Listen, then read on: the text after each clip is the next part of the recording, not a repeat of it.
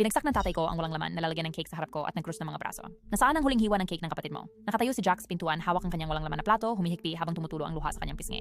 Itinaas ko ang aking mga kamay. Hindi ko yung ginalaw, pero lumapit si tatay sa akin. Ikaw lang ang nasa bahay ng kainin ng hiwang iyon. Aminin mo na o kukunin ko ang mga tiket mo sa konsyerto. Nalaki ang mga mata ko dahil binili ko ang mga tiket na iyon gamit ang sarili kong pera. Pinangako ko sa kanya na hindi ko ginawa, pero inilapit niya ang lalagyan sa mukha ko.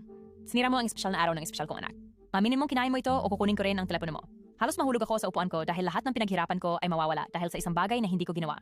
Doon na bumulong si Jack. Ayos lang dad, kahit na kinain niya, wag mong kunin ang gamit niya. Pero itinaboy siya ni dad. Prinsipyo ang usapan, anak. Yumuko siya sa mesa. Ngayon, umamin ka na kinain mo ito. Sumpa ko, wala akong kasalanan sa huling pagkakataon at ang mukha ni dad ay nagiba. Sige, tama na. Ang mga sinungaling ay pinarurusahan sa bahay na ito. Kinuha niya ang aking telepono mula sa mesa at nakita kong pinindot niya ang aking ticket sa konsyerto. Ang kanyang mga daliri ay naka-hover sa delete button at sumigaw ako, wag, at tumayo mula sa aking upuan. Pero napansin ko ang bakas ng mga mumo ng cake papunta sa pintuan ng kwarto ni dad. Tinignan ko ng mas malapitan at napansin kong may frosting din sa manggas ng kanyang damit. Tay, bakit may frosting sa damit mo? Tumigil ang kanyang hinalaki sa pindutan ng kumpirmasyon para sa pagbura. Bumagsak ang mukha ni Jack habang lumalapit. Tatay, kinain mo ba ang huli kong hiwa na may dagdag na frosting? Biglang namutla si tatay at agad na nahulog ang telepono mula sa kanyang mga kamay. Lumuhod siya habang umiiyak at agad na niyakap si Jack, hindi man lang tumingin sa aking direksyon.